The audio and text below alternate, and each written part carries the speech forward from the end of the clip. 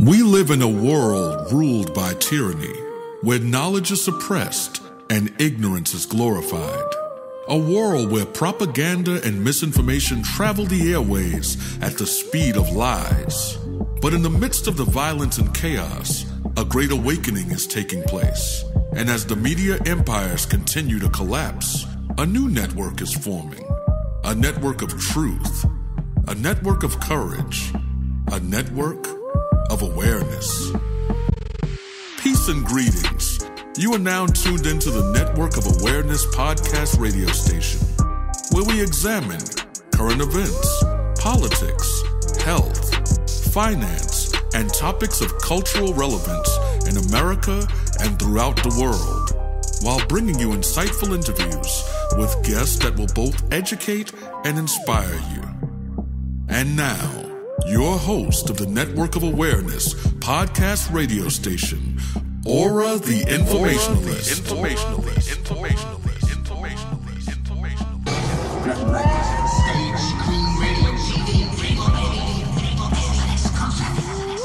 Please just tell me what's happening to me in plain English without the mumbo jumbo. My aura is a network full of awareness and gifts like Aura, the informationalist. How you doing? How you doing?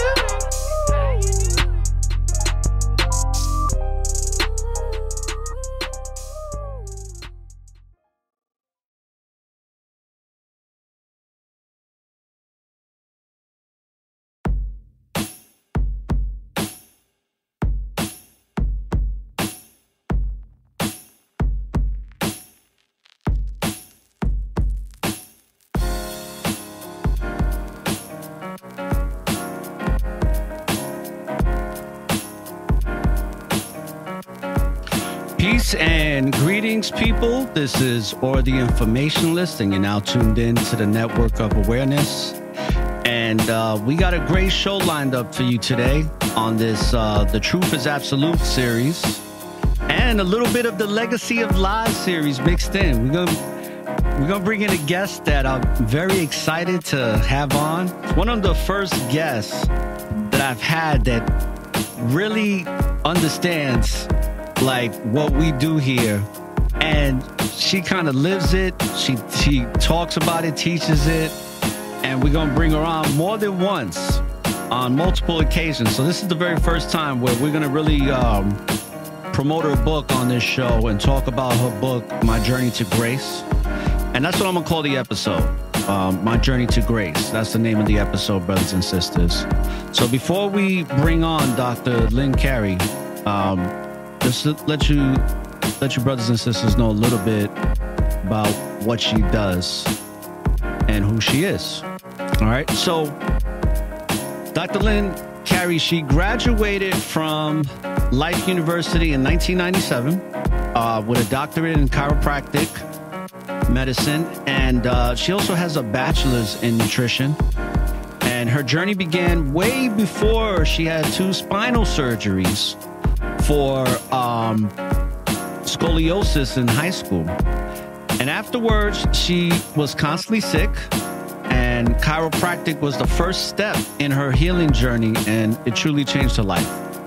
And she opened up her own practice in 1998 in her hometown of Wilmington, Delaware. Shout out to all the brothers and sisters in Delaware, by the way, listening. And she practiced there for 18 years. Now, she's gone on to chiropractic mission trips to Brazil and India, where she discovered that it is the only one verse in the universe, and that is love.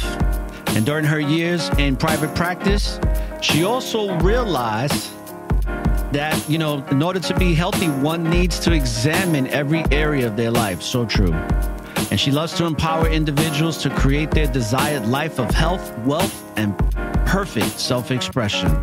And in December of 2016, she followed her bliss, moved to Miami Beach. So she's now here with us in the great sunshine state of Florida, in Miami Beach. And she now continues to be an entrepreneur, which we're going to talk about her entrepreneurialism. And she also homeschools her teenage son, teaching him how to finally and, ultimately and financially be free. So, congratulations to her for doing that. We need that more often. Let's bring on Dr. Lynn Carey, and let's not waste any more time here and get this show started right and get it started quickly, right?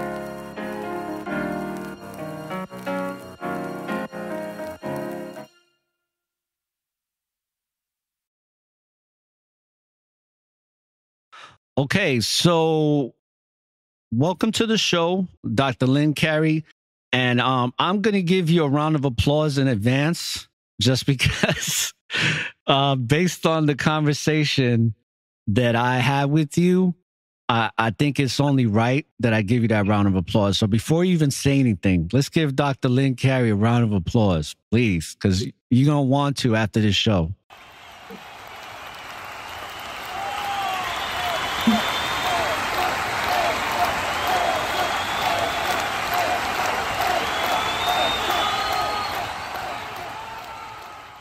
Okay. Welcome. And Grand Rising, good morning to you. That's amazing, Aura. Thank you for that welcoming. That was amazing.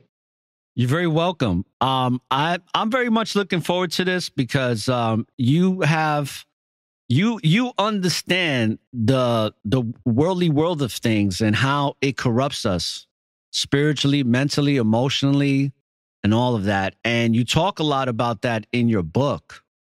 And you educate people on that, and you've come to that understanding. So let's start from the beginning, because there's so much to cover. And I'm going to have to bring you back because I know that with this particular episode, we'll probably go about an hour and a half. And I'm probably going to do several hours with you just because we have a lot to discuss. Let's start from the beginning. Just briefly, I'd like to get to the nucleus. What was your childhood like? You know, what were your aspirations as a child? And then we'll go on to the next thing. You know, I had, I guess, the normal family structure, right? I came from a big Italian family. I felt loved. I felt wanted. But what I felt was missing was there's got to be more to life. Everybody was just working all the time and not questioning, like they weren't happy. They weren't questioning, why are we doing this? I always felt that. I don't know. I guess I just always was questioning, why are we here? What are we doing? And then my dad died when I was 12, and I was actually angry that he left me here. I'm like, you know, I was raised Catholic, and I'm thinking, they talk about this utopia of heaven. That's got to be better than the hell we're living on earth. Like, I felt that immediately. And I was like, my dad is living the good life, and he left me here in this craziness. I don't know what we're doing here. So I always had that foundation. You know, I just felt like torn in two directions. My mom and I didn't see eye to eye on anything. Like, she was just, I don't know, ignorance is bliss. Like, she just thought we just work. We do what the family says. My brain didn't work like that.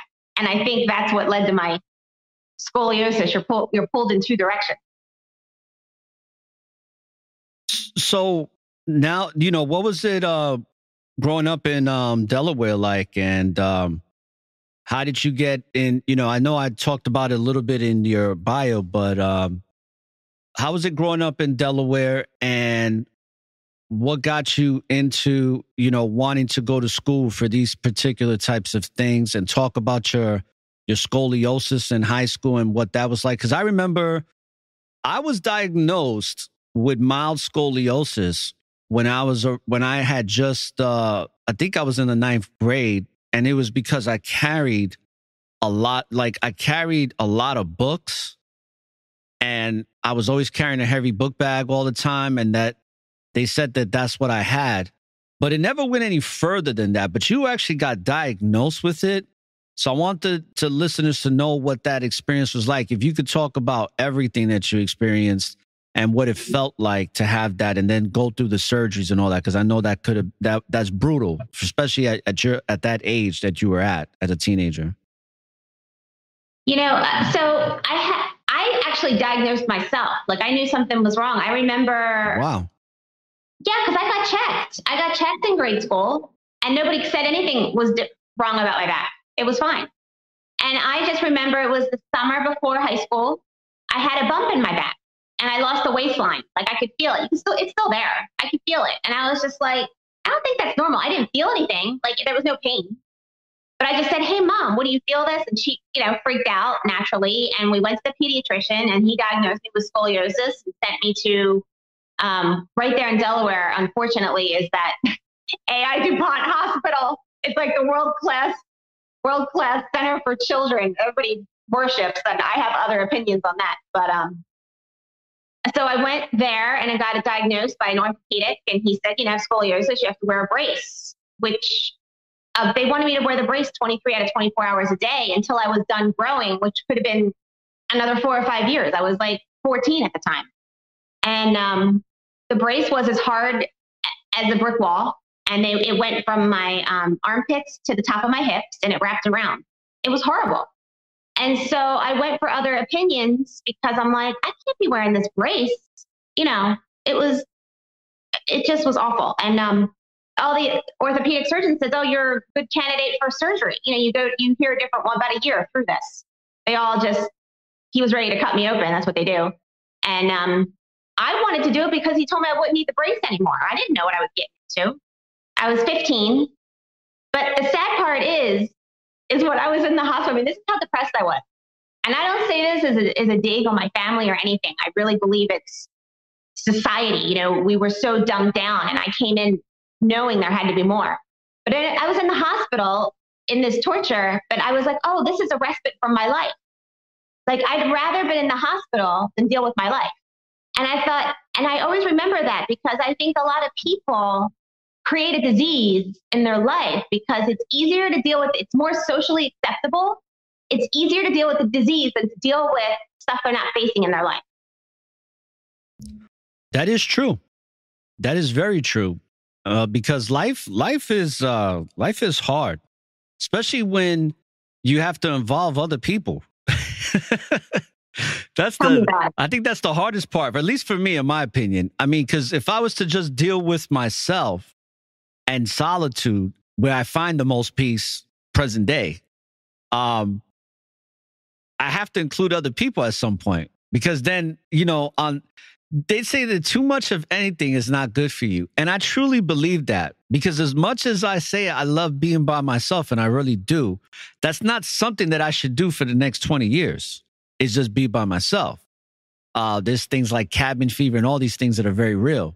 But when it comes to these experiences that you had, obviously there came a point where you had to make a decision.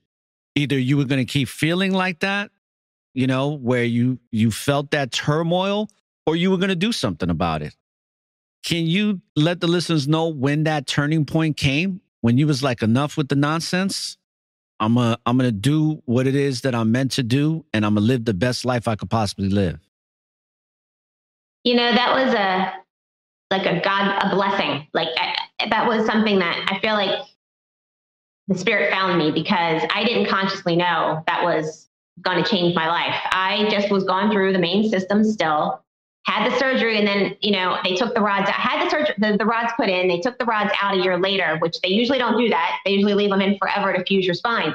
I don't know why he took them out. I think it's because I was already having pain. And I just remember him saying, oh, you're kind of skinny. You might feel those rods in your back. You might feel them palpable. And this is so gross, right? And so he took them out. I just think, to me now, it's so ludicrous that that's normal. This is still happening in today's world. Like, they still will do this surgery on people. So I was in sick and in pain. So not just in pain, but like my immune system was shot. You have to understand, the nervous system comes through your spine. They put bone chips, like they shaved off parts of my spine, put bone chips all down my spine because they wanted the bone to fuse. As a chiropractor, I'm making sure everything moves. All your little vertebrae should be moving properly because the nerves flow through there. That's how your brain talks to your body. So they tried to numb all that down. So my immune system was so sensitive. I just couldn't fight off things. So I got chicken pox a year to the date. I was 16, a year to the date on of my surgery, August 18th. And it was so severe. And then I'd always get strep throat. They'd put me on antibiotics, which made it worse. Then I'd get strep throat even worse the next month, and just headaches. And besides, then the sciatic pain kicked in, and then I was just more and more and more depressed. gone through the school system. Then I went to college because they told me I had to go to college to be successful in life. I heard that incessantly, and I hated school. But I do what I was told. I worked really hard. I had A's, and I got to college, and I was like, oh my God, I don't know what I want to do. And it was just getting worse, the depression. And then a friend of mine told me about chiropractic. I read the pamphlet because I just thought it was medical school. I wasn't too keen on the medical world. But I knew I wanted to help people. Like I felt like I would like to help people, but I don't think I understood what that meant. But there was like that little innate knowing. And the pamphlet said, the power that made the body heals the body.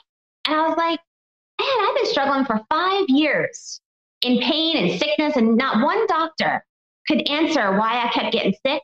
Nobody ever said the power that made the body heals the body.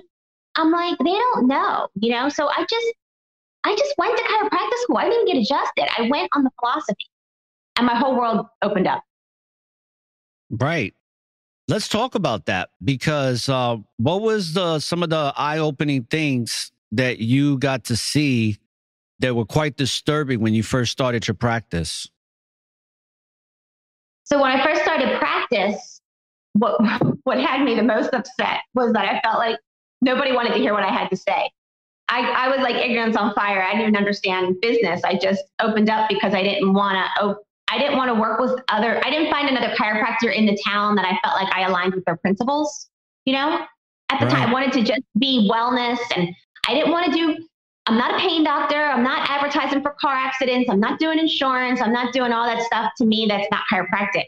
It was about releasing the stress in the spine to your body. The power that made the body heals the body can flow optimally, and your immune system can, do its job, and you heal yourself. And I just wanted to tell everybody that the medical world has it all wrong. They have it completely backwards. They view health from the outside in. I have a whole new way of looking at health that's working for me, that we heal from the inside out. The power is within. But what really shocked me is that people didn't hear what I had to say. Like I remember even specifically on many levels, but I just remember a girl, she was a friend of the family. She was a nurse. She was scheduled for sciatic surgery. And I was like, don't do it. I was telling my mom, call her mom, I really thought I was going to save the world. That was my viewpoint. And she's like, oh no, it's just easier. I have it scheduled. I have time off from work, blah, blah, blah. And I was like, oh, but that's just one example of the reactions I would hear. And I'm like, oh my gosh, I'm dealing with a whole nother level of, now after the last couple of years, I realized we're programmed. I didn't understand what that was at the time. But this is like back in 1998, as soon as I opened up, and I saw this, and it really laid heavy on my heart because I was like, what is going on here? I feel like I'm not being heard. And I'm screaming from the rooftops, like, we heal ourselves. Don't do that. Don't do that. Like all these other things are actually killing us. But it was like, I was the weird one, Wow. So like when you made that decision to start your own practice, which was probably the best thing you could have did, because you probably would have been even more disappointed having to go in a practice that was regimented to the status quo society. And it's interesting you say that about the car insurance and all that, because I know there was practices in New York that I went to when I wanted to get my alignment and stuff. And I noticed that this one place I went to, they have this way of diagnosing you sometimes where they want you to do all this extra stuff, and you wind up going in there thinking you're going to only spend a certain amount of money. And I remember walking out of this place with like $1,000 a month bill if I would have kept going with the treatment that they wanted to give me just to treat my back. And it was kind of weird. I felt a little funny about it. I didn't go through with it, but I remember they were really big on promoting the whole, treating people for car accident and all that stuff. And they had commercials for it. So it's funny you brought that up. But I think as a whole, and you and I have talked about this, when it comes to medicine here in the United States and healthcare, it's a lot of shenanigans. It's all about money. And there's a long legacy of lies when it comes to healthcare here. And what would you because you like to bring the truth. You don't like to sugarcoat nothing in what you do when you were practicing chiropractic medicine, and even in what you do now and what you have talked about in your book and stuff. And we're going to go to your website in just a moment. But what are some tips you can give people if they truly want to heal from things, physically and also mentally, but to that journey for self-healing? What are some of the tips that you can give people right now? Some people don't know where to start, or I guess you have to go. I always want people to get back in tune with their inner voice. So I think a great place to see, because there's different avenues you can work on, like maybe more pressing for you, right? Some people it's health, some people it's money, some people it's relationships or finding purpose. So you have to, you might know right away what area you want to start with, but for all of them, really, I think the best place to start is to journal. And I don't think it's, I think typing on a computer or your phone is not as healing as pen to paper. I think there's something therapeutic that happens. I was even reading that it actually helps your brain, to write stuff out. So you can brainstorm ideas. Right. I think a great place to start is write out what you're grateful for, because that really starts to anchor you into what you want. Like, what are you grateful for? Then it helps you start orienting on what's right in your life instead of what's wrong. It's a whole mindset shift, right? Yes. Then start, looking at what makes you happy, because a lot of people don't even know what makes them happy. But what if just like sitting with a nice cup of coffee, like one of my favorite things to do, and just having a moment makes you happy? Write it down. Like, pay attention throughout your day where there's a moment where maybe you see a little dog run by. Oh, isn't that cute? Oh, that made me happy. So, because you have to start recognizing that, because the happiness, the internal gratitude, that's your life force. Like, if you start tapping into that, that's the healing center. And then you get the guidance on you can learn to be led. I'm simplifying this, right? But it's really, it is simple, but we're so layered up with all this crap that it takes time, I think, to uncover. But it's foundational. And then you write down ideas, inspired moments. Oh, I could do this. Some people don't even want to acknowledge their dreams because they don't think they can do it. But what if you just acknowledge that anything's possible and write down what you want and let it go, and then wait for guidance or an inspiration, and just keep track of it with your writing, and you start to form a picture, and you start putting a puzzle together. You can start getting answers, and you're led to what you need to do. Well said. What kind of coffee you like to drink? I like a good coffee, like an Italian roast, or Okay. I guess a good, not like a Maxwell House, I like a good coffee. Yeah. And in my culture, from where my family comes from, they drink a lot of Bustelo. And I love Bustelo. That's my favorite. That's supercharged coffee right there. You want to talk about a rush? That right there that's gonna do it for you. It's gonna charge you up. That's my favorite coffee. That's the one I drink the most. Yeah, Bustelo? Yeah, that'll start your day off pretty exciting. It's funny. I don't even have a reaction to coffee. I can drink a cup of coffee and go right to bed. Like, I'll have it at night sometimes. Nah, not me. Not me. Really? And it runs through me too. Like, it runs through me. Funny. So it's a good way for me to, if I need to get something out of my system, let me just drink some coffee and it runs right through me. Yeah. That's so funny. Let's pull up your website, because I want people to know about your book, and you want to talk about your book right now. Let's pull this up. And your book is called My Journey to Grace. And let's share the screen for the viewers. Let's put it on full screen for now. Let's do that. And let's share.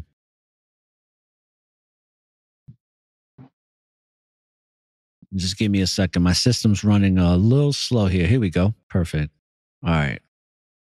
So for the people that are actually going to be watching this on YouTube, and then of course for those that, for the most of you that will just be listening on audio, We're taking a look at Dr. Lynn Carey's website, right? And the book is called My Journey to Grace, Shattering Mainstream Illusions and Creating My Desired Life. Can you let the listeners know why you chose that title and subtitle? Yeah, because the first kernel of truth I found was when I discovered chiropractic, but it led me on a journey. And I still didn't have peace within.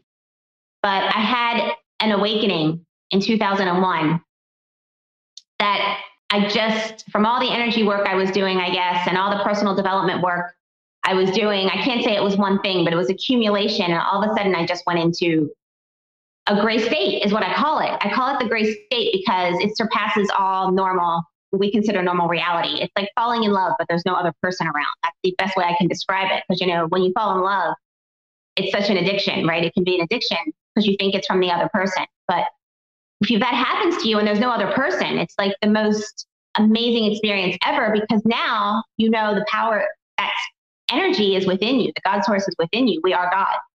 And that's what everybody's searching for, right? We think we need more money. We think we want to get married. We think we want a better relationship. We think we want to have kids. We want to do all these things. We want to travel. But you're all looking for the grace within.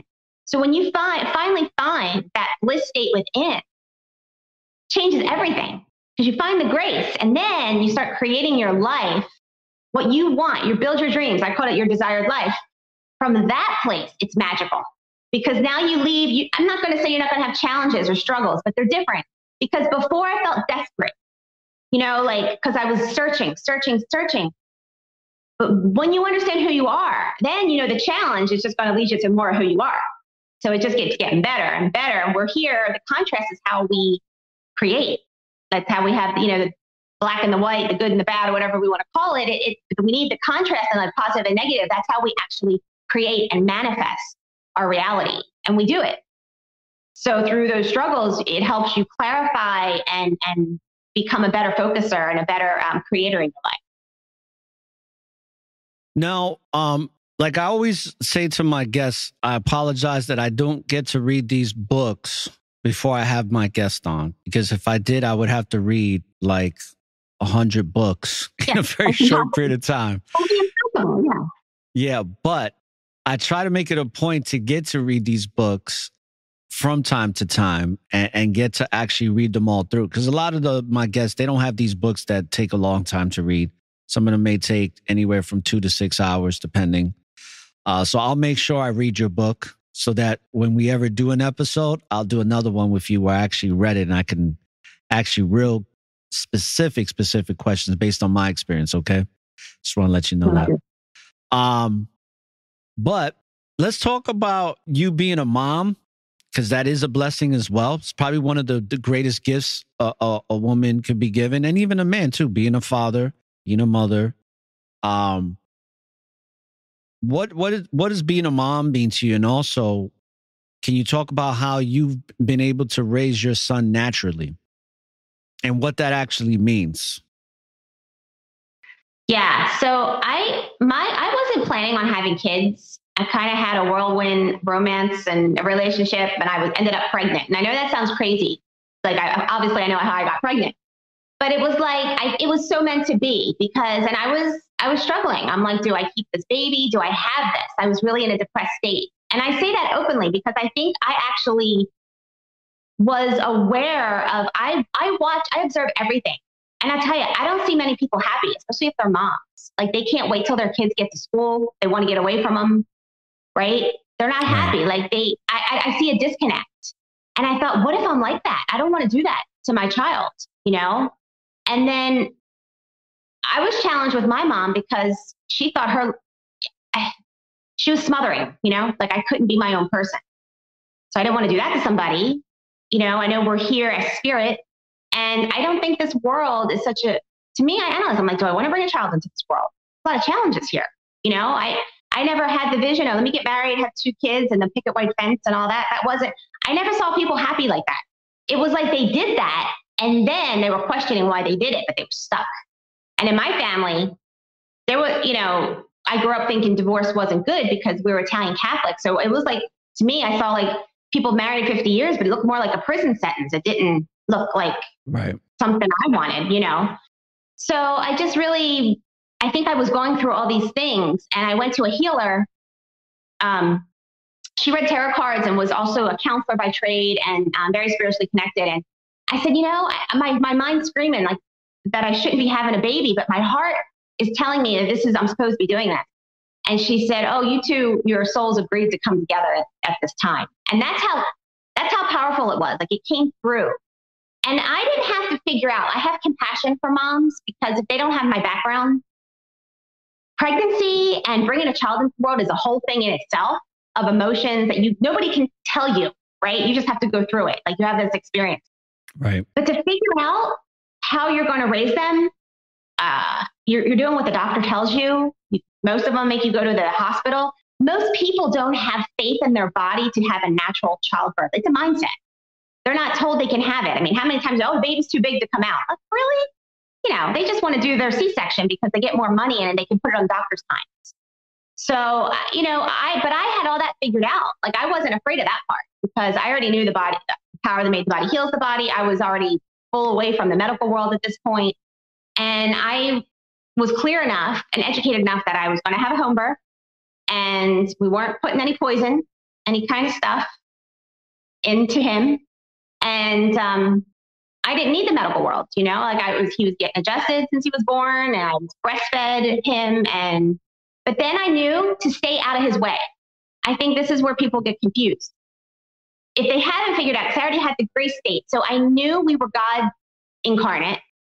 This spirit is coming through me to actually teach me, because he's more connected to spirit still than I am. When we're first born, we're really in that spiritual state, right? Until the world pulls us out of it and tells us we're something else. That social conditioning. Yes. And so I just didn't want to interfere. I wanted to let him be him and protect his source. Like, so he had the freedom to choose, you know. And I know that sounds, people will say, oh, you're letting your son choose. And I'm like, he knows. Let me tell you, if we were not interfered with, we'd all know who we were right now. We can make choices for ourselves, because my son is one of the wisest people you'll ever talk to. That's because he was always allowed to stay connected to himself. I never interfered. And he makes better decisions than I see most adults. Hey, the proof is in the pudding. You know what I mean? The proof is in the pudding. This blows me away. Yes. Yeah, I could brag on my son all day. But I was thinking, when we first moved to Florida, I wanted to get him a dog, because I thought maybe that would be nice, because it's just him and I. And we were looking into adopting a dog. And we both love dogs, but I knew they were a lot of work. And I knew he was like 11. So I figure I'm going to be the one taking care of it. I was realistic in my mind. So we go to the adoption center, and my son looks like he's going to throw up. And I was like, we're getting a dog. Like, we're holding the dog. The dog's adorable. And he's like, I go, are you okay? He's like, I can't breathe. I'm like, what is going on? So we went and sat down. I'm like, what's going on? He's like, I can't do this. I'm like, what are you talking about? He's like, I can't bring this animal home. He's like, I can't take care of this. He's like, I don't want the responsibility of taking care of a dog. Like, who at 11 can figure that out? I see so many people bringing home an animal who shouldn't be, right? Like, I watch it all the time, and my son's like, I can't do it. I'm like, that's fine. We don't have to do this. So we never adopted a dog, and he never looked back. He's good. We take my neighbor's dogs sometime, and we love them, but then we send them home because they're a lot of work. I wish I had the same experience with my daughter, but then again, I don't, because when we got our dog, which I still have, I have my dog Link, who's now 7, going to be 8 years old. And, you know, my daughter didn't really take care of him. She loved on him, but when it came to the taking care of part, it wasn't a thing. But once she left, that dog was always meant to be a part of my life, not so much my daughter. And I feel like the Most High sent this dog to be with me, so that when I was feeling that loneliness of having to send my daughter away, that was my companion. That's like my little man right now, you know, like that's what I call him, my little dude, my little man. Like he's got this spirit on him that he's so peaceful and happy. And it's amazing because everybody sees it on him. But it's interesting how your son was like realizing that at such a young age. That is amazing, because most kids would have been like, yay, let's get the dog. Not even thinking about taking care of the dog, just having one, to play with. So that's amazing. But that just goes to show that homeschooling to me right now, with the whole thing with the pandemic, which you already know, we'll talk a little bit about pandemics, because that's a show I want to do with you. Like, that we'll probably have to spend at least 2 hours talking about. But when it came to the pandemic, something I always say is that everybody now, with the things that are going on in the school, with the whole alphabet gang being promoted, and all these other perversions being promoted in the schools, let alone the stuff that the pandemic brought into the schools, I don't think anybody should put their kids in school anymore, at least here in the United States. I don't care if it's private or public. And I know a lot of people are like, well, that's easy for you to say. What if you have kids and you don't have nobody to do this and that? But I think American society, American culture, the United States of America has proven that the education system is not good for the development of a child, especially with all these new things coming in. So what you're doing and what you were doing way before all this is how it should be done now more than ever. Homeschooling, find the way. And I always say that, find a way. Even if it's something where you have to get a particular friend or family member to watch over the child and give them a curriculum to do, because it's all about self-awareness. And it sounds like your son has like boatloads of it, like he really is a self-aware human being. And to have that at a young age, that means that he's going to be an exceptional man. Now, let's talk about this. Let's get into the meat and potatoes of what I was talking to you about before. Because like you're not very pleased with the way society works. You're not one for the status quo mentality. And do you talk about that in your book? Because when do you talk about these illusions? Do you give examples of how the world operates, especially here in American society and Western civilization, where it's very egoic? And a lot of my listeners know that ego stands for edging God out of your life. We talk a lot about narcissism, which I'm pretty sure you could talk about, because you and I discussed that prior. Narcissism, a big problem. People edging God out of their life. People not seeing themselves as a spiritual being having the physical experience, but actually just physical beings that are just here for a moment and then you're put into the dirt and that's it. So my question is, because I like to add a lot of questions in one. My question to you is, do you talk about the conditions in society that are meant to keep us down, deaf, dumb, and blind in this book? Yes. And I probably should do a part 2 now after, because I wrote this the first 2 weeks of lockdown, because I was so teed off that we were locked up for this nonsense, because I see through the illusion of disease. I don't live in a disease world and I don't live in the medical world, and I walked away from it. But now, and I tried to wake other people up for years, right? And then nobody wanted to hear it, but I'm like, okay, maybe it's not my job. My job is my own personal journey. But when they locked us down, I lost my freedom to choose. Right? They wanted to mask me up, make me stay home. I lost everything I was doing networking wise, because I had no more networking events besides everybody I was networking with were completely asleep. So I was just angry that this was happening. And the first 2 weeks, I wrote my book because I just thought, I didn't know what I was going to do with it. I just thought I always thought I would do a book, but I wasn't ready to do a book at that point. But I thought, since they locked me up, I'm going to do something productive. And then I really, after I wrote it, I really started going down. I was already going down the rabbit hole. Like I already questioned everything in life. So I already had the health piece, the medical corruption. I was going down the economic road. I wanted to uncover the corruption in the money. It took me years because there's so many layers, right? And that's why I feel compassion for people trying to dig through the health fears, because I had a cocoon of chiropractic school for 4 years where I was surrounded by like minds and the right information that really, and my own experience, which was even more powerful. Not everybody had that. That all came together that made me know that I know that I know. You know, like I don't question, I don't have fear. So I was trying to do that with the money. I'm like, I really want to figure out this money stuff. This isn't right. Like, I don't even like just giving my money over to a broker. And there's a reason they're called a broker. It's just weird. The real estate market. I had a lot of investments in real estate and it crashed on me in 2008. I didn't understand that economic cycle. So it was just like, but it's hard to find people. For me, I always felt it was hard to find the right information, right? How do you find the truth? You keep digging. There's so much more now. I mean, even homeschool, like I did it before it was trendy, right? Because I knew I wasted my time in school. They didn't teach me anything I needed and I hated it. I felt like I was in prison. That's why I chose to homeschool my son. And now there was like 1,000 more reasons that you talked about a few minutes ago.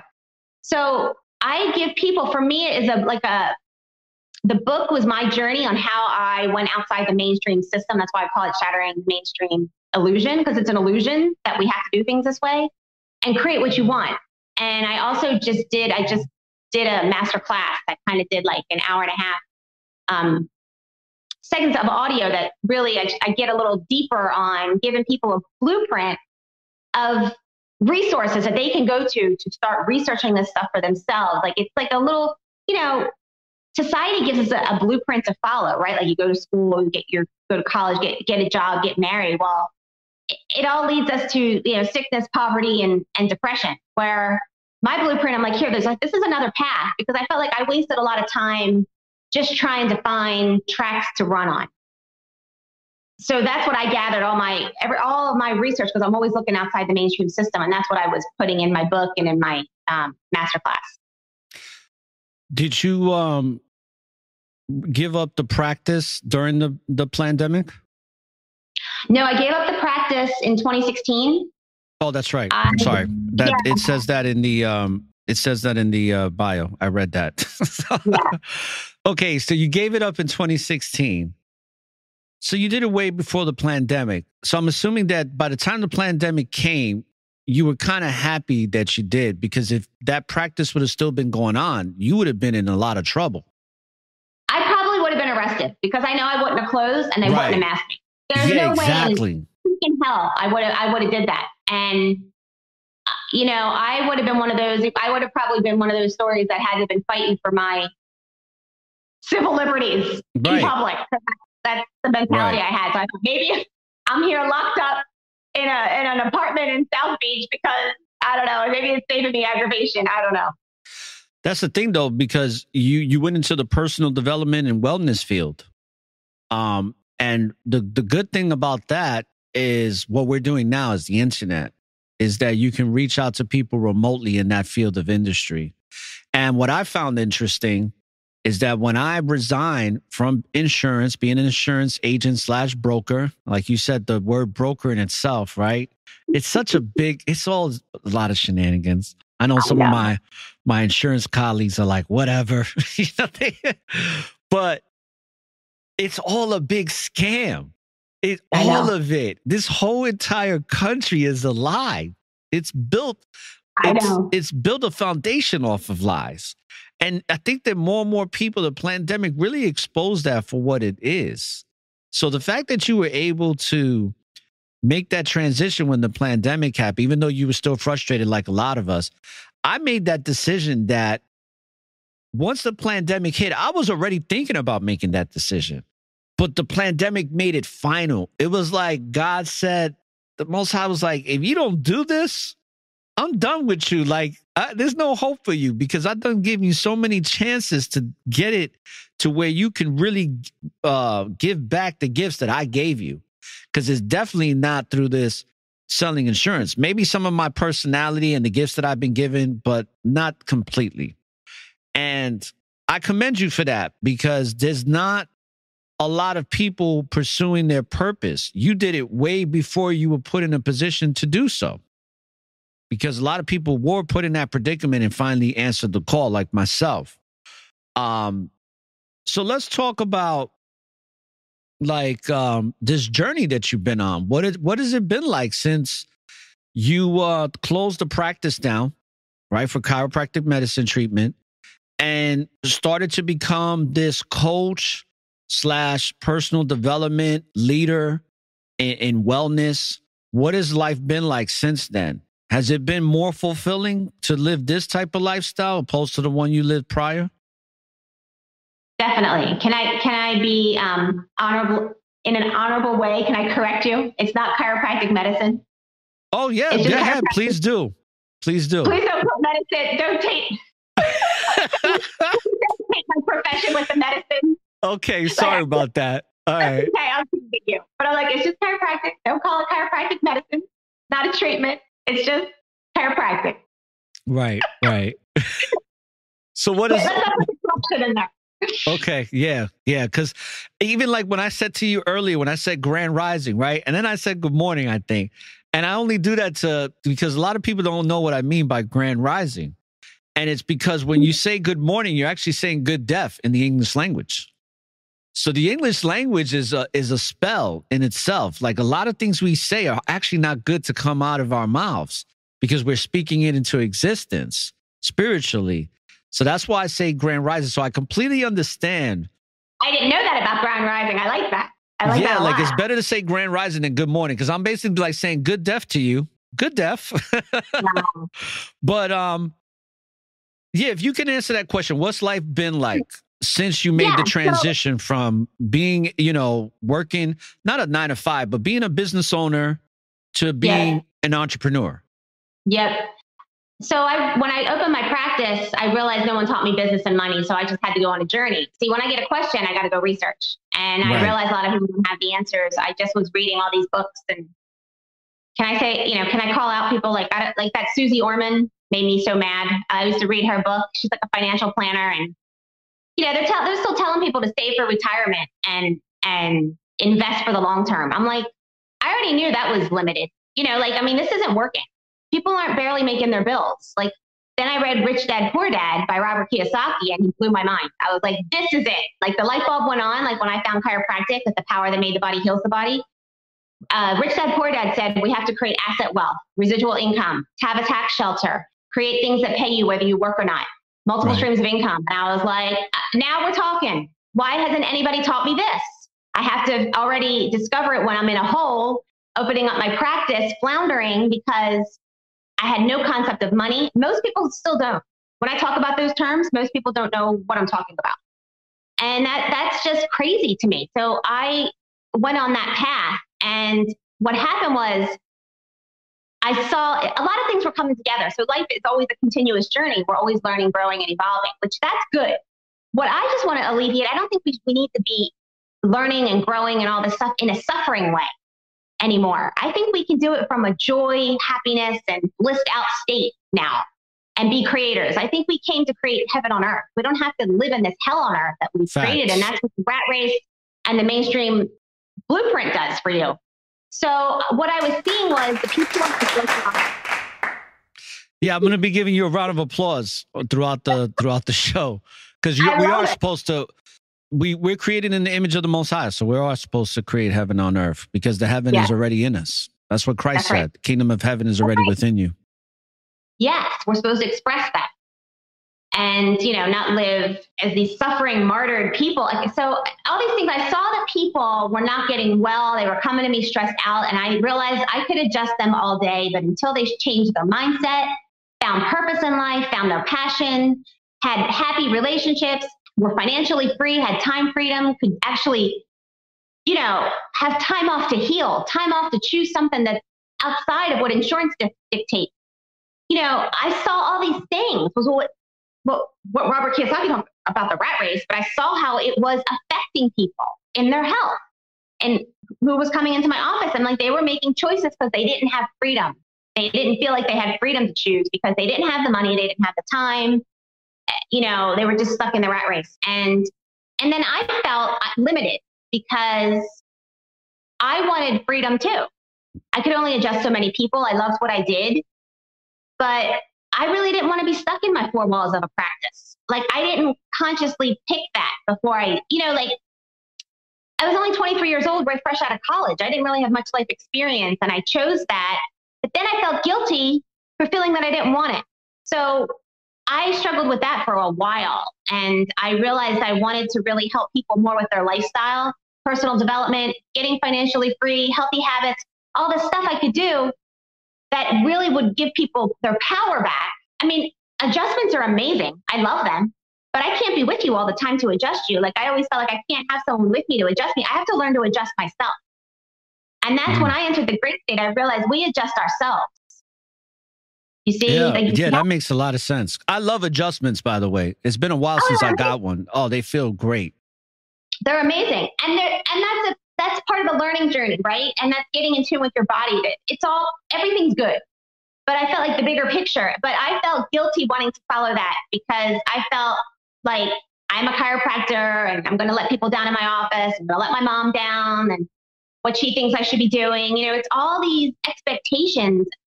We live by expectations of other people instead of what we really want. And that's where, for me, I had to break through. But it took me like a 7-year process to do it. So I like that term, got to adjust myself, because that made a lot of sense. As soon as you said it, I was like, wow, because I love adjustments. But what I really need to learn is how to adjust myself. And we need to do that on all levels, not just physically, but mentally and spiritually. It's very important. That's what really repentance is all about, too, if you think about it. Repentance is that adjustment. It's knowing you're in error and fixing it so it doesn't keep happening, Yeah. Instead of just being in denial. Because, I can't stand when a person says, oh, I'm going to stop doing that. I was in a relationship with somebody who used to cut me off a lot in conversation all the time. And I used to be like, hey, you got to stop doing that. And they was like, yeah, I'm going to stop doing it. And then next thing you know, 5 minutes later, they're doing it again. And that's what society is a lot is like. They want to do better, or they say they do. But when it comes to the actual obligation, even with money, like there's a lot of people that say they want to make a lot of money. But when you give them the blueprint and say, okay, well, this is what you got to do for the next 10 years, every single day. And they're like, well, I don't know if I want to do all that. Well, then you really don't want to make a lot of money then, because that's what it takes. And that's with everything. I'm just giving you an example as far as with money. Because honestly, I'll be honest with you. I understand the importance of money in the society that we live in, here in this capitalistic society, and pretty much everywhere around the world, you need some type of money. But I hate it. I really don't like money. I think it's so oppressing, because it kind of restricts you from just being. Like, I feel like if everybody was just to live their purpose, everybody would be serving each other and everything would be in order. There's a lot of things we don't need. We may get to that, but I guess my intent was until we need that, there's avenues that we can set ourselves up differently. The problem is we've all set ourselves up in a way that it's hard to dig ourselves out. Right. But if we were set up from the beginning, and it takes time and courage to work on it. But if we were just financially free, it's not about the money. It's so we can be free to be who we need to be and not worry about the damn money. That's always been my intent, because I'm like, I know money don't bring you happiness, but it allows you to live the life that you choose instead of living in, well, I can only afford this today. I can only do this because I can't afford, that's where the pain is. That's where the dysfunction comes from. I feel it. I'm working through my own stuff too. I get it. Right. Yeah. Yeah. Residual income is the book creating a nice residual income flow for you?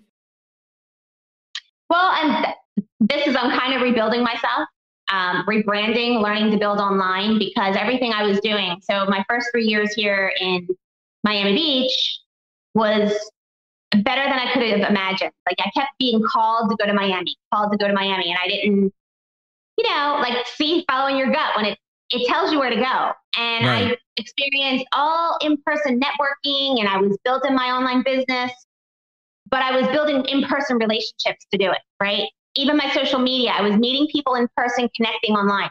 I wasn't doing it through the internet as much as I was doing it in person. And that really hurt me when we locked up, because then I had no more in-person events, and I wasn't sure how to navigate just doing it through the internet. And I wrote the book during it. So now but I wasn't doing, in my mind, I would go to a bookstore and promote my book. Well, there was no bookstore event. And if they wanted you in there, they wanted you masked up. And I would not participate in that. So, right. It was like, I'm finding a new way of living, because I realized I'm even different since the lockdown. I'm different. You know, like even like the networking's not the same for me. I go to freedom events. I find other patriots. I work in the local community on the government issues, but the networking's different. So I'm navigating a whole new, like building a brand, like getting my message out. This is where I feel the most, doing something like this is my most passion now. Like I love sharing my message because I feel like we're at a critical time because the consciousness is, we're at a crossroads. We got to raise the consciousness of this planet. Like I kind of stopped talking for a while, even in my practice, because I'm like, people aren't listening, and maybe it's not my job to wake them up. It's my own job to wake myself up, right? And if people want to know it, then I share it, or they can follow along if they want. But when we locked up and I lost my freedom, I'm like, you know what? We're all in this together, because I felt that, like, we're all in this together. So I'm like, I'm going to keep talking. I don't care if they listen or not. I'm just going to share my message, because people need to know there's another way, because we just have to lose the fear and be given tracks to run on. That's it. Then, you know, and then it makes things easier. We can raise our consciousness. We raise the vibration of the whole planet. Exactly. Because what you just said, and you said it very well, if we were doing that already, this lockdown would have never happened. Exactly.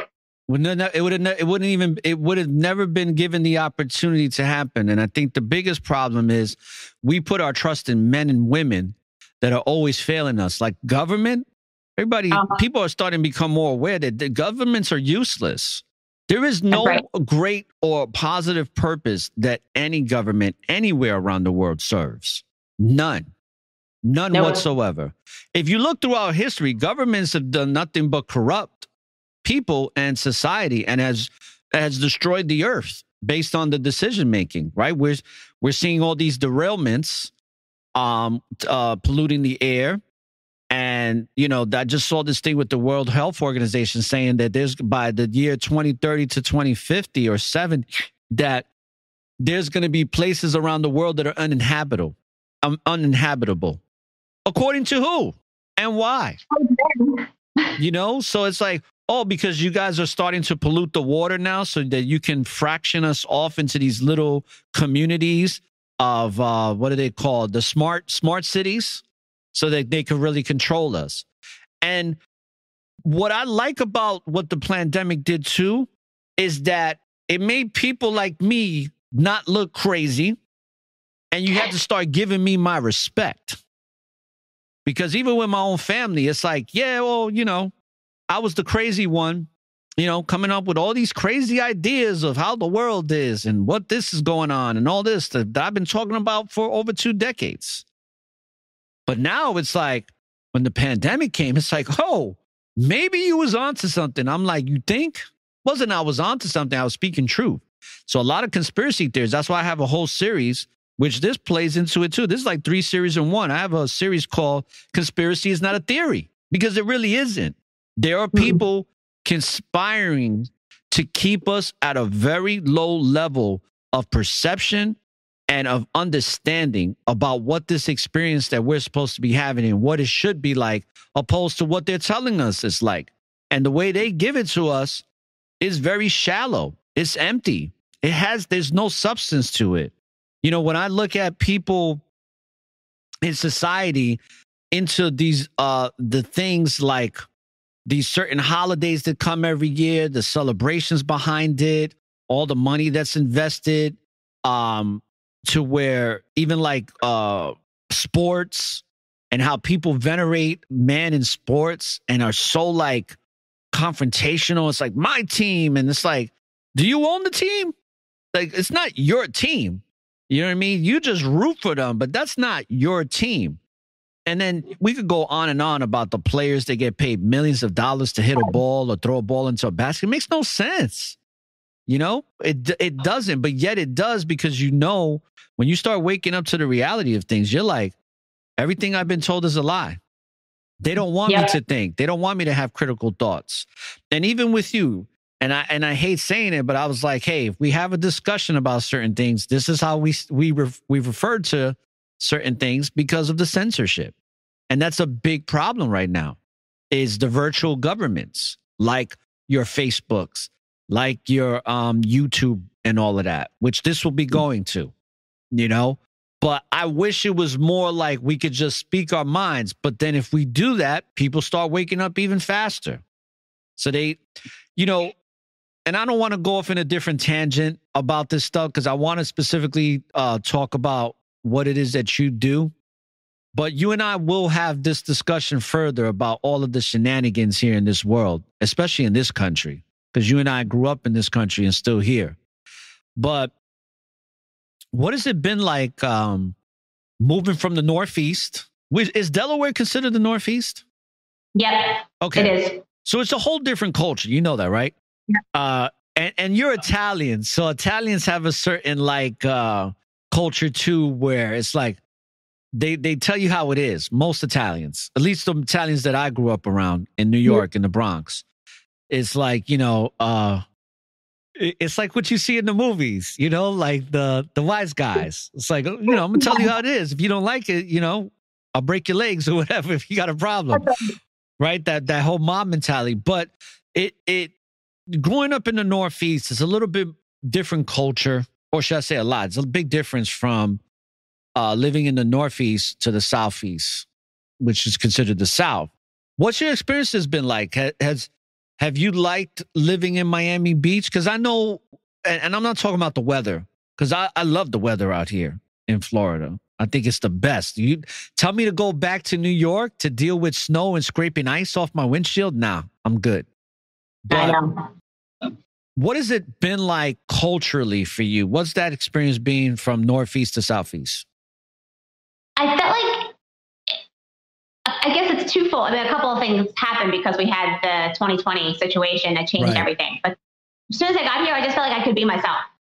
Like I could be myself in Delaware. And maybe it's because it's my hometown.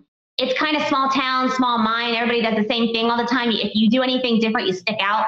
Right. And everybody's in your business, and because they're not doing anything else. So it's like, you know, you got to talk about other people. I don't know. I just felt like I couldn't be myself. It wasn't comfortable. Like I felt like you're carrying who you're supposed to be. And maybe that's just me. Maybe other people don't feel that way, but that's how I felt. When I came to Miami, I just felt like I could be myself. I feel like I came home. I'm like, oh, this is life. Like it was everything going on. Everybody's getting together, all different people, so much diversity, so many cultures together. And it just was alive and it was amazing. It was better than I could have imagined. But then when 2020 happened, I was heartbroken because everybody I was around was okay with what was happening. Nobody was speaking up. And I was. And of course, I got attacked on social media, all my friends calling me crazy. And I'm like, you know what's even crazier is that I'm the one with the health background. They weren't. And yet they were telling me I didn't know. You know, I mean, I even had somebody hashtag Team Fauci on my comments. And I'm like, oh man, Team Fauci. I mean, it's next level. I had a girl who signed up to do the business with me and partner with me. And she was preaching, she was CNN. She just preached CNN. I had no idea. And then I was speaking up that we shouldn't be masked, and she just got flipped out in my comments. I thought she was a really nice, normal person too. I knew her for a couple years. Flipped out and blocked me. And I was like, what in the world is going on? She is normal. I mean, she is normal. She's very normal. Yeah. She's very normal. I had to navigate through that. And I kept saying, why did I put myself in a liberal city? Like, I didn't know what liberal meant before. I was never political. And I was like, why am I here? And then my son was like, well, at least we're in a free state. He was like, Delaware's not free. I'm like, that's true.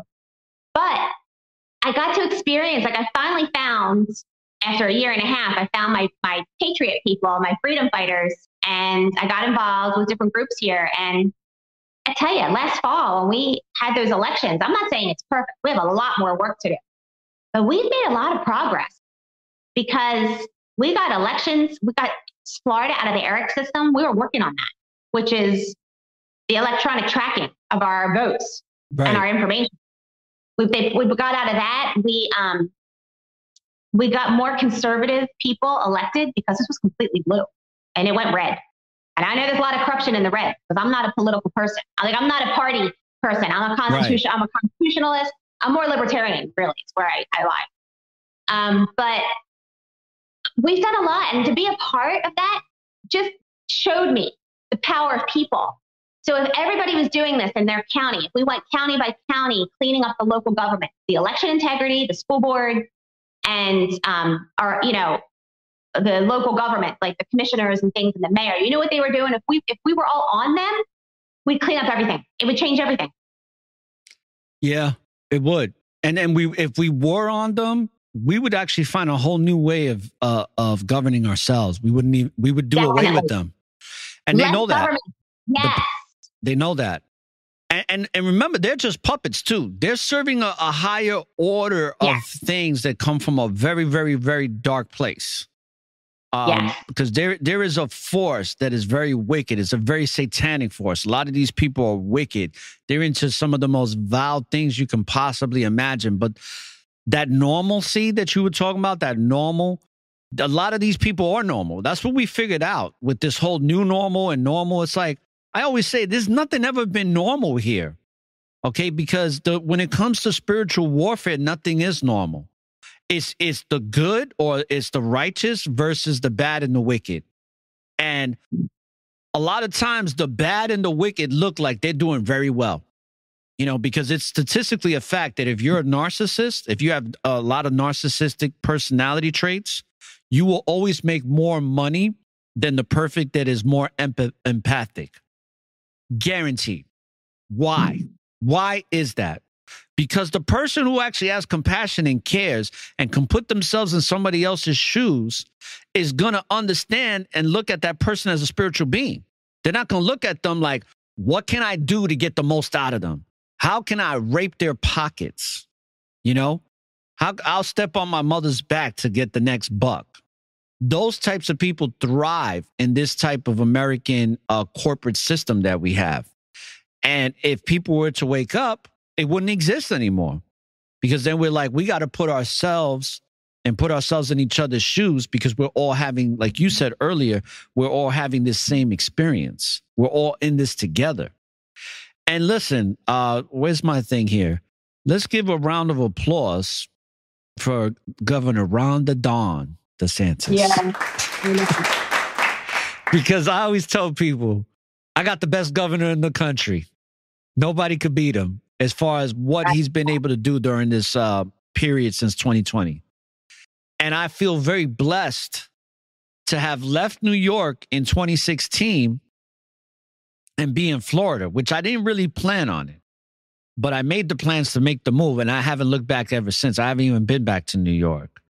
And it's nothing wrong with that, like New York. I mean, New York is what made me the man I am.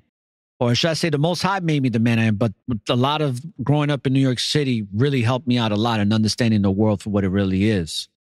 But once you made that decision, you moved to Miami Beach. It's been a blessing for you. You're dealing with more people that are like-minded.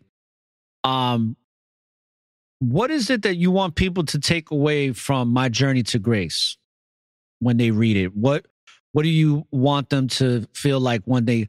Because, most great books, if not all, you're going to be a different person from the person that first opened it to the person that put it down.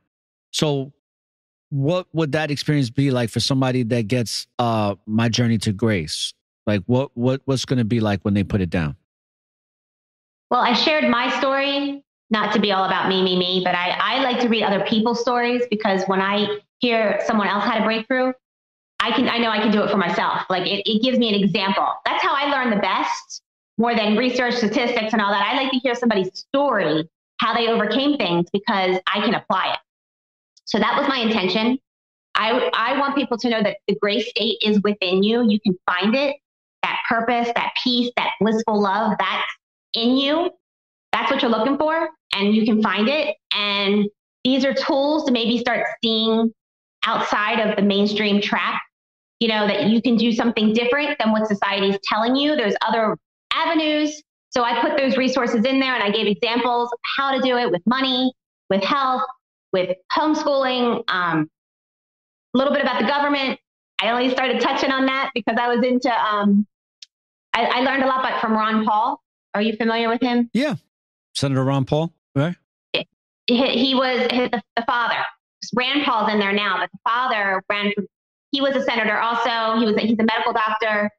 And he really talks about limited government. He's libertarian. And it connects the economy and the government and all the problems. All the problems we have in society are caused by government and people not being awake to stand to their power.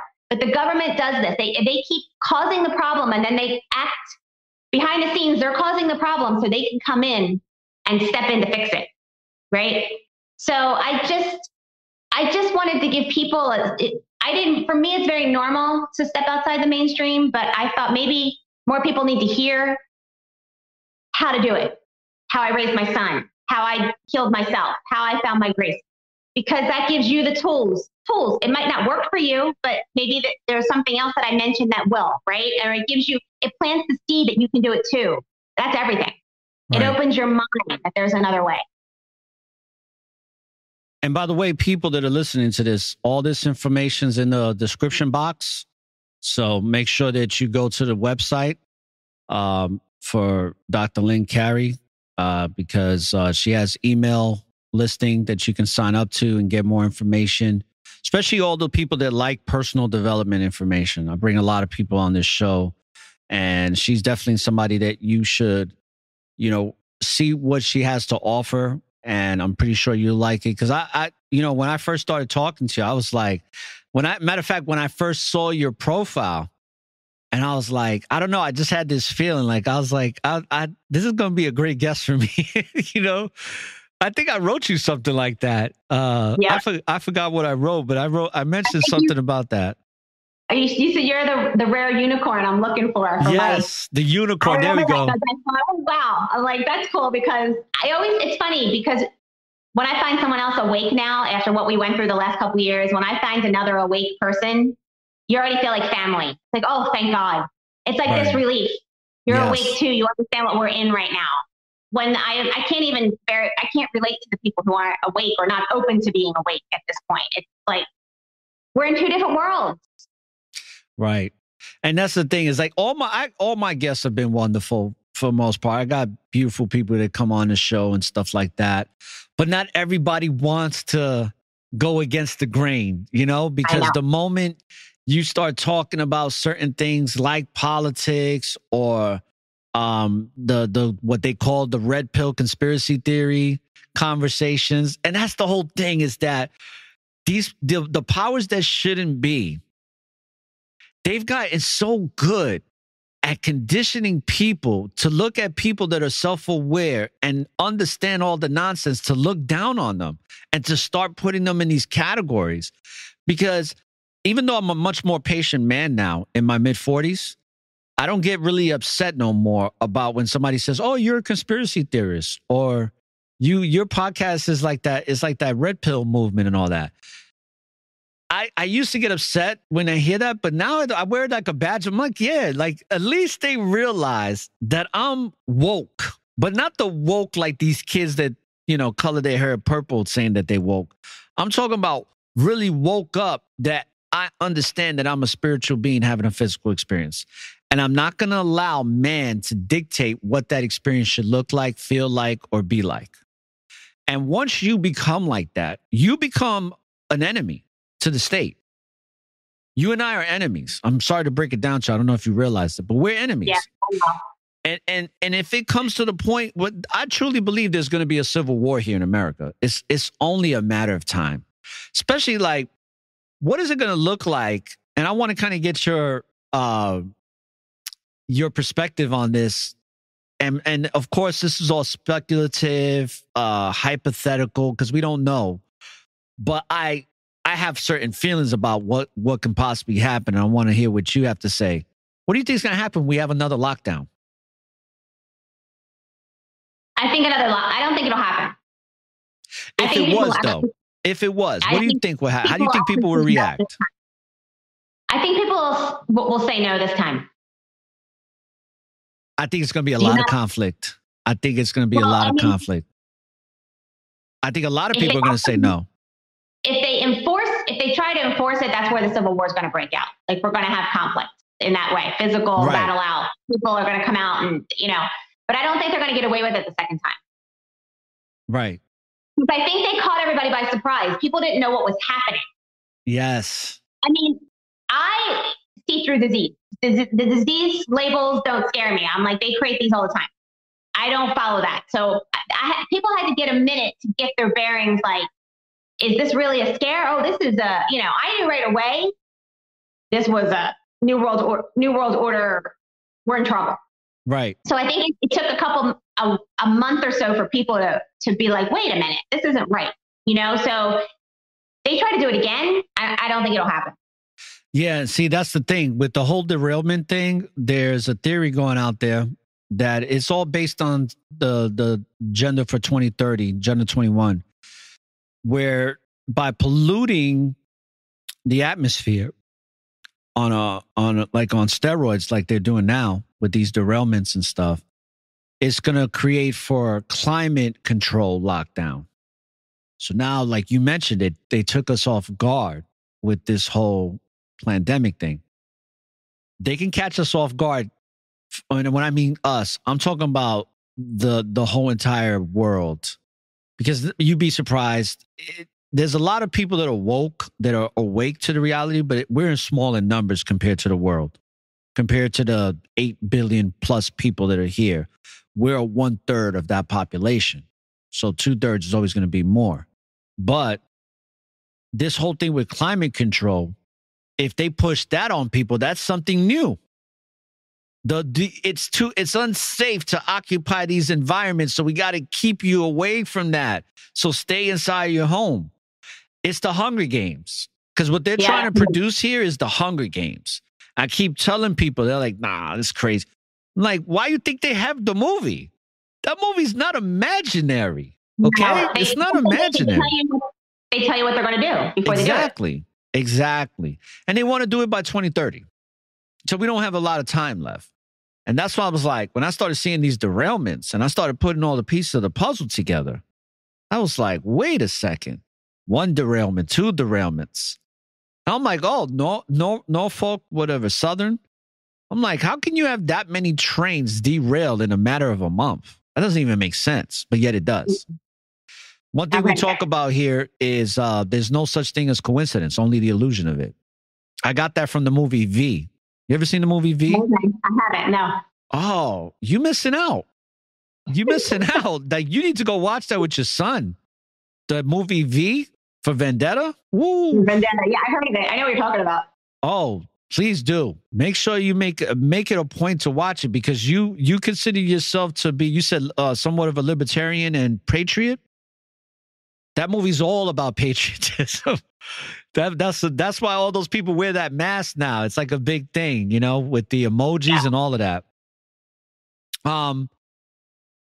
We're gonna be wrapping things up, because I wanna bring you on several times if that's okay with you, because I would love it. I don't want to cram too much of our conversation into one episode, because there's a lot to discuss, and I want to keep it somewhat regimented, because there's a lot of things I want to talk to you about when it comes to science appliance, and I want to save that for another episode.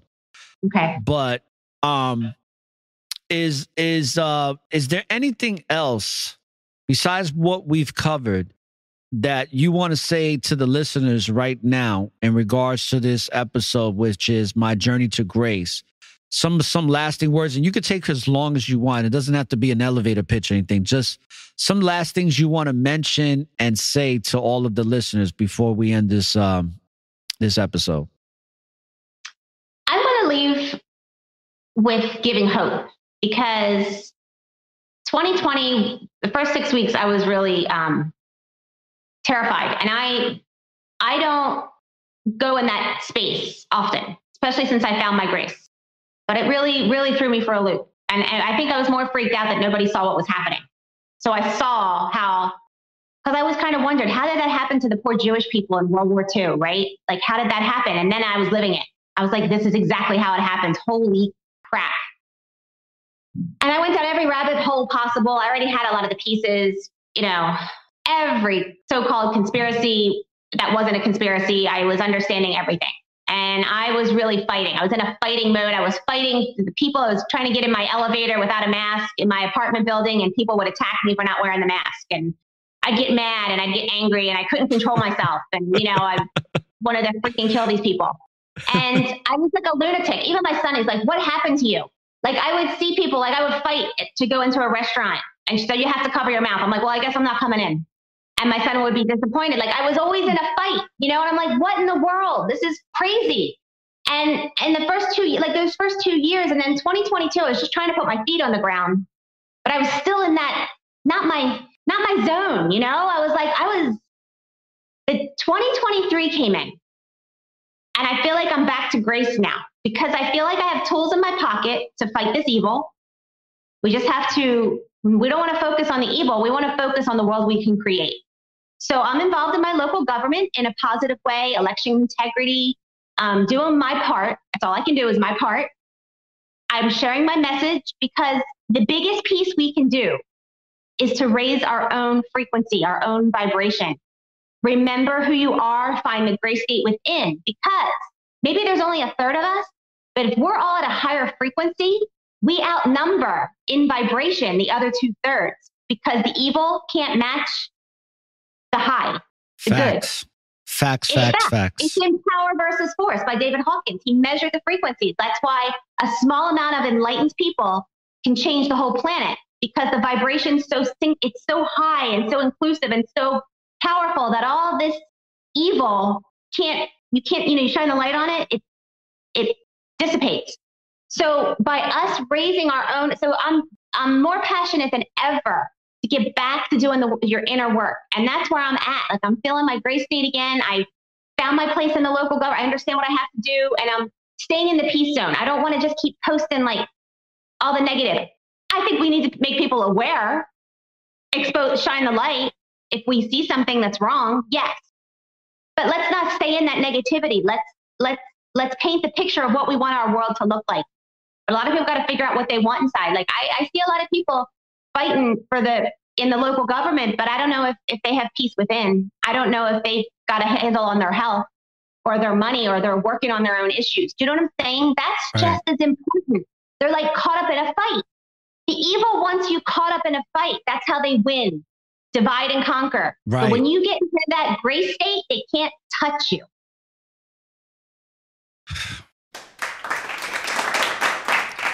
Sir, can you please lift your mask over your nose, please? For what? I remember saying, for what? I said it just like that. For what? And I looked at him like I wanted to punch him right in his face. I know. And this was at a Guitar Center, by the way. And I just looked at him, and he already knew, like, damn, I should have just kept my mouth shut. And he was like, just to keep us all safe. I don't know what you got. You don't know what I got, and I'm like, and it made me, the pandemic made me very patient in dealing with stupidity. Because I used to be the type of person, I if I thought somebody was dumb that should know better, I would just treat them a certain way. It probably wasn't the nicest way. I would treat them like they're a piece of crap. That's what I would do. I'll be honest with you. That's how I used to be. I'm not like that no more. I really embrace the teachings of the scriptures and what the Messiah taught about, loving thy neighbor as you love thyself, and really having compassion, because everybody has different understandings. And I guess that's the challenge for us. Faith is our test, because you're teaching people, and now you've come to your grace. You have to come to that place where things are messed up, and we're not here really to change the world, so to speak. I think that's the Most High's responsibility. But I think we become examples of the change, and that brings about change. Like what you're doing. You're being the example. You take the initiative. And I'm pretty sure, and I'm just assuming this, but I'm pretty sure you've inspired some people within your circles based on what you've done, and what is now they know the possibility of what they can do based on what you've done. Is that accurate? I hope so. I'm not sure. I hope so. Okay. Because what you did is very inspiring. Like, because I have a friend that had a chiropractic practice as well. So she left that behind a long time ago and did other things, and she was very successful at it, but she moved on to other things because for whatever purposes she did it for. But I truly believe that we can all be examples. So, thank you for sharing, and coming on to the show, because I think you provide a lot of great substance. And I know that just not just in the prior conversation we had, but just this conversation, I learned a lot of things. So thank you for that. And I hope that the listeners get great edification from this, because there's a lot to take away from this episode, because we're all on a journey to grace through the Most High. That's my opinion. Like that. The one thing I always say, the more we get to understand who we truly are, the closer we come to God. The more we truly understand what this experience is really meant for us, instead of having some government tell you, oh, you got to get the white picket fence. You got to get the house, the 2-car garage. You got to have this in place and that in place. It's like, according to who? That's not what my inner voice is telling me. That's what you're saying. And you're coming into conflict with my inner voice. So, brothers and sisters, once again, let me put it up here again, just as a reminder for those that are going to be watching this on YouTube. It's called My Journey to Grace, Shattering Mainstream Illusions and Creating My Desired Life. Get the book, sign up to the website, to the email listing. The website is www.creatingmydesiredlife.com. Anything you want to learn more about Dr. Lynn Carey, check it out there. And, link up with her. Show her some love, because we're all in this together. And you're going to get to know her a lot more, because this is not the first time she's going to be on the Network of Awareness. This is the first of many times. So, Dr. Lynn Carey, thank you again for coming on. And thank you, this was amazing. I appreciate it. I love talking with you. Me too. So stick around for a moment. Okay. I'm just going to end this show real quick and give an outro. And let's see what beat we're going to pick here. Here we go.